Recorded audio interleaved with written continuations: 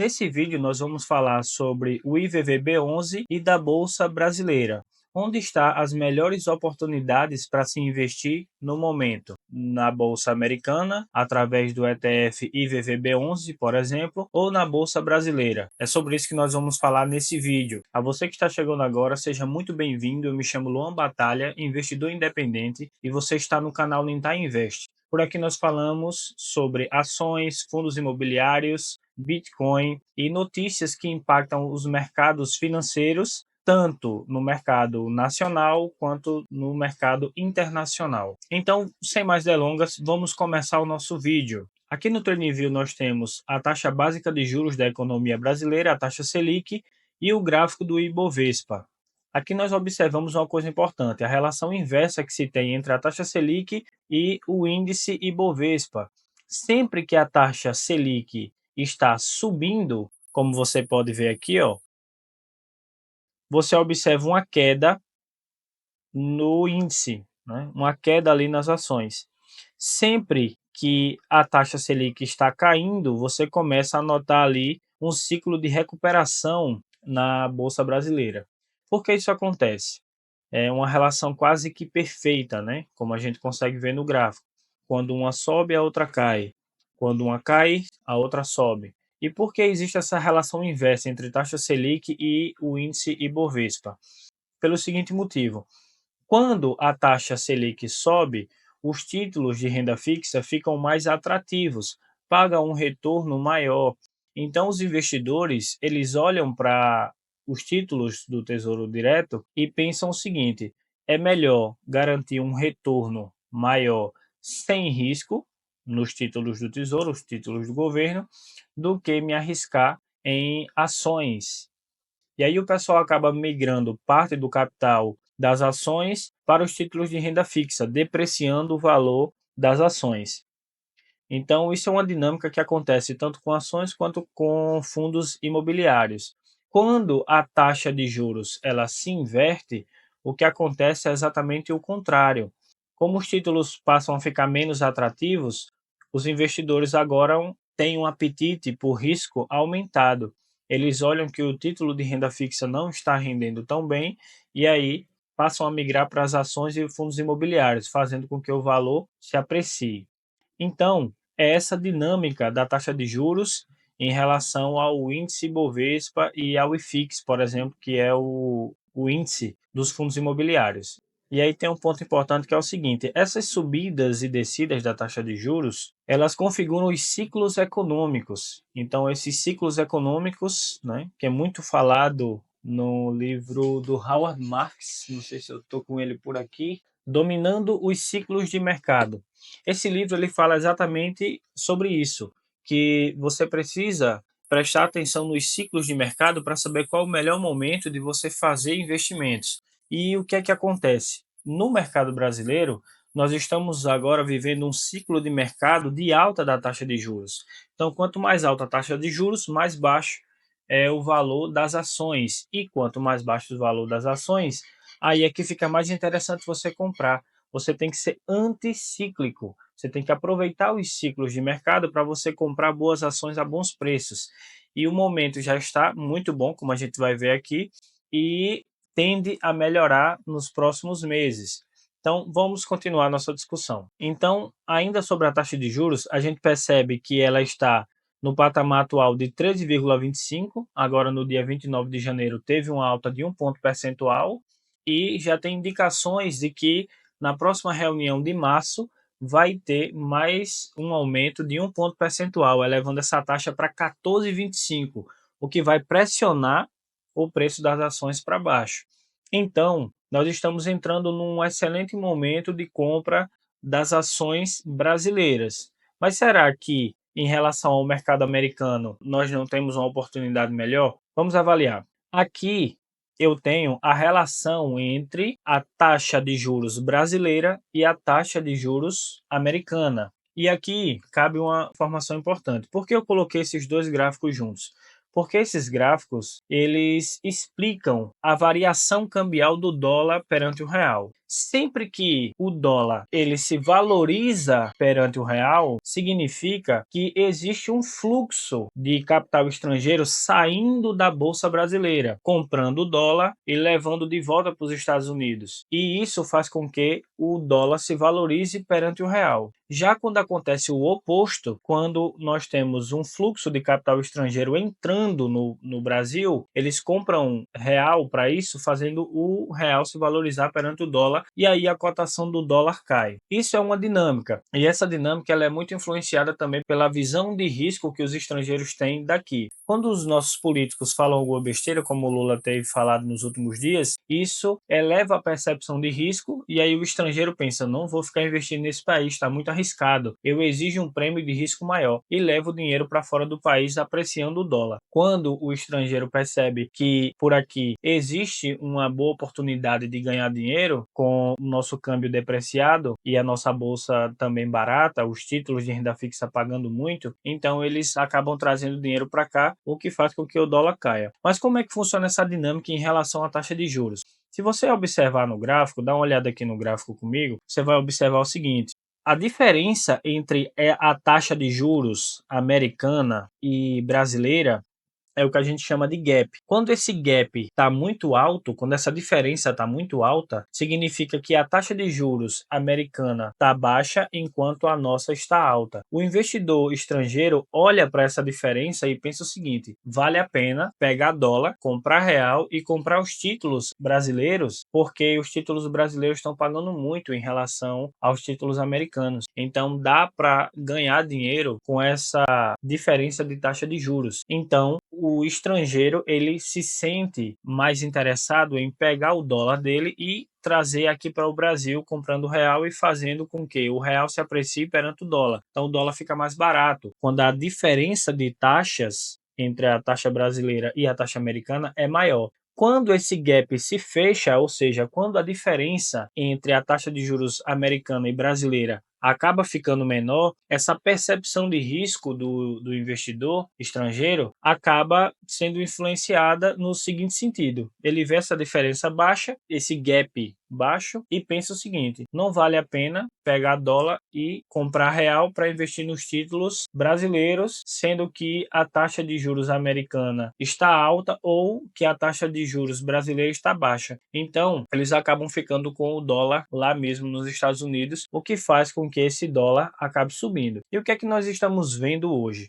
A taxa de juros americana ela está atualmente em 4,5%, que é um patamar historicamente alto nos Estados Unidos. E existe falas do Trump no seguinte sentido, de reduzir essa taxa de juros, tentar controlar a inflação por lá para poder reduzir essa taxa de juros. Não é o Trump quem decide isso, o Banco Central lá é independente, então é o Federal Reserve, né, o Fed, o Banco Central dos Estados Unidos, que vai decidir pelo corte da taxa de juros ou não, com base na inflação lá, mas existe uma tendência de que a inflação seja controlada e que essa taxa comece a cair. Enquanto aqui no Brasil, nós temos o cenário inverso. A inflação está descontrolada e o Banco Central, para controlar a inflação brasileira, ele tem que aumentar a taxa Selic. Existem já projeções que esse ano a taxa Selic feche em 15% ou acima. Então, se essa taxa Selic subir enquanto a taxa de juros americana cair, esse gap vai ficar maior ainda. Então, o estrangeiro vai olhar para cá e vai se sentir interessado em trazer o dólar para cá para comprar os títulos brasileiros, que vai estar pagando muito em relação aos títulos americanos, pressionando o dólar para baixo. Essa é a tendência. Eu não estou aqui fazendo uma futurologia do dólar, porque existem muitas outras coisas que podem influenciar no dólar para cima ou para baixo, principalmente no curto prazo. No curto prazo, eu acredito que o dólar vai cair mais, devido à taxa de juros brasileira estar subindo, enquanto a taxa de juros americana tende a cair. Mas no longo prazo, a tendência do dólar é sempre para cima, uma vez que a nossa inflação aqui é historicamente bem maior do que a inflação dos Estados Unidos. Então, isso tende a fazer com que o dólar se valorize no longo prazo. Mas no curto prazo, nós temos essa questão do dólar que tende a cair. Beleza, isso é um ponto. Mas em relação ao mercado de ações americano, o S&P 500, vamos dar uma olhadinha.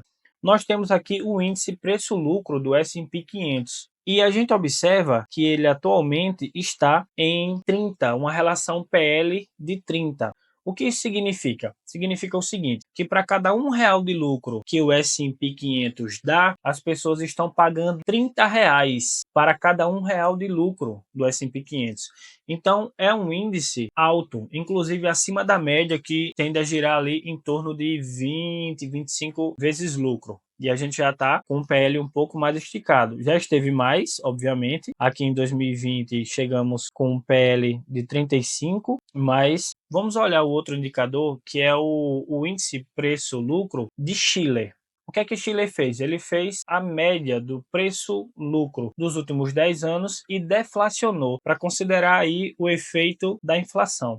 Então, ele acaba tirando aqueles picos muito altos de crise e normaliza isso. Então, fica um pouco mais fácil da gente avaliar. Olhando o índice preço-lucro de Shiller, a gente vê que está aí quase nas máximas históricas, ali em torno de 38 vezes lucro. Então, é um patamar muito alto. Vamos já comparar com a Bolsa Brasileira. Aqui nós temos um outro indicador que é o rendimento dos lucros do S&P 500. Quanto mais baixo ele está, significa que o preço dos ativos em relação ao lucro está muito alto, está muito elevado. Então a gente consegue observar por aqui, ó, quanto mais baixo ele está, significa que os preços em relação ao lucro está muito elevado. E aqui nós temos o S&P 500 ajustado pela inflação. O preço do S&P 500, quando a gente olha ele ajustado pela inflação, a gente observa que ele está ali nas máximas históricas. Ou seja, o preço dos ativos americanos estão muito esticados, estão ali nas máximas históricas. E quando isso acontece, existe uma tendência muito maior da regressão à média, ou seja, do preço tender a cair, e enquanto, quando ele está mais barato, a tendência é que ele volte para a média e o preço tende a subir.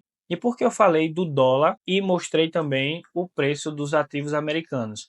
Porque quando você investe no IVVB11, você está sujeito à variação tanto do índice S&P 500 quanto do dólar. Então, se o dólar se valoriza perante o real e as ações americanas ficam estagnadas, você está ganhando dinheiro, você está ganhando com a valorização do dólar. Se o mercado americano sobe e o dólar permanece constante, você também ganha, porque você tem ali a variação do índice S&P 500. Mas o que é que a gente observa nesse caso? Que o dólar, a tendência, pelo menos no curto prazo, é de queda, o que faz com que haja uma depreciação do valor das cotas do ETF IVVB11 e o preço das ações estão muito esticadas. Então significa que a tendência é de queda. Pode até ser que suba mais, só que a probabilidade é maior de queda do que de subida, uma vez que o preço está muito esticado. Agora vamos comparar com a Bolsa Brasileira para ver essa assimetria entre a Bolsa Americana e a Bolsa Brasileira.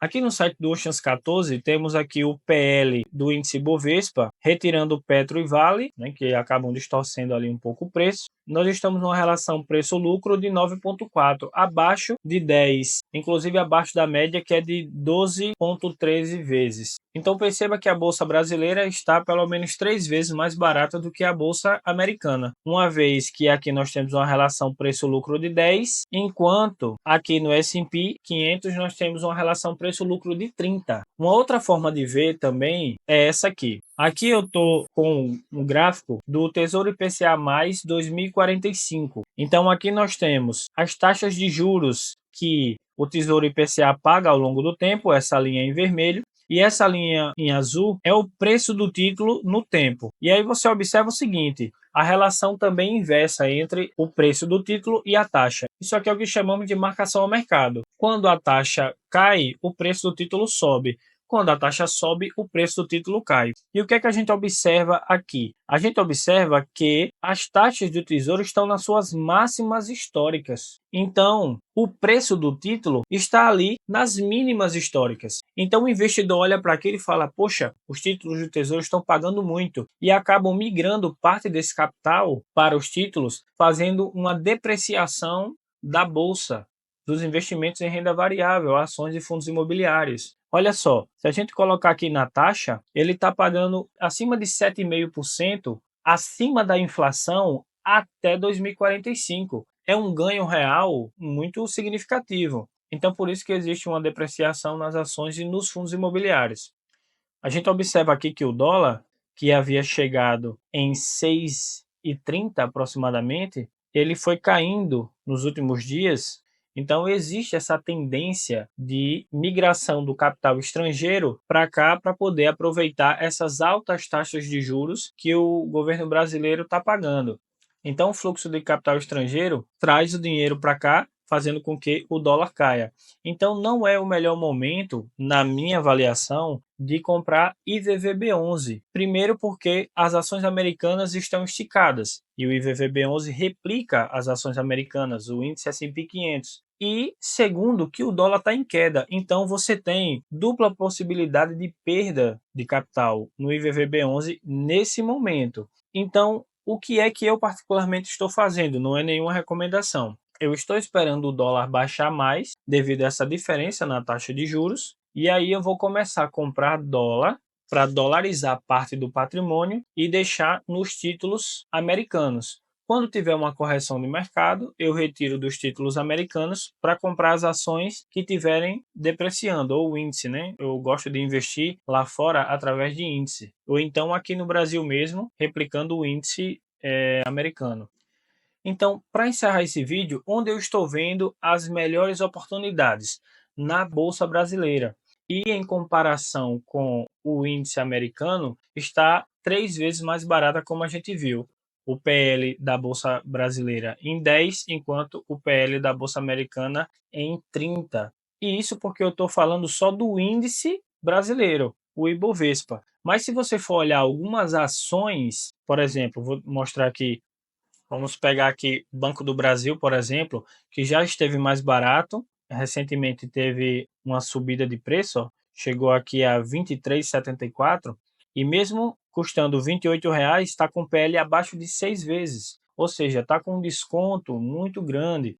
E não é a única, tem um outro banco que eu costumo investir aqui, o Banco Paine, com a relação abaixo de 4 vezes lucro.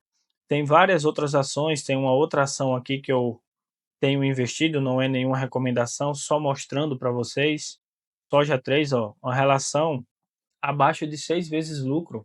Então perceba que as ações americanas estão muito apreciadas em relação às ações brasileiras. Aqui nós temos um mercado de oportunidade. É claro que pode cair mais, dependendo da fala do nosso presidente, dependendo do cenário econômico por aqui, mas as ações brasileiras estão muito mais descontadas. Por aqui a gente tem mais oportunidade e é exatamente o que eu tenho feito nos meus investimentos. Tenho investido principalmente nas ações brasileiras, aproveitando esse cenário de juros altos que depreciam o valor das ações, e tenho também alocado parte do meu capital em Bitcoin, fazendo autocustódia. Se você quer aprender sobre isso, se inscreve aqui no canal, ativa o sininho de notificações, não esquece de deixar o like nesse vídeo se esse vídeo trouxe algum valor, se te agregou de alguma forma, e deixa aqui nos comentários o que é que você está fazendo com os seus investimentos. Está comprando mais ações ou índices que replicam ações americanas ou está investindo mais nas ações brasileiras? Se você está investindo aqui no Brasil, está investindo em ações, fundos imobiliários, Bitcoin, ou está preferindo comprar os títulos de renda fixa do governo que estão pagando historicamente valores altíssimos?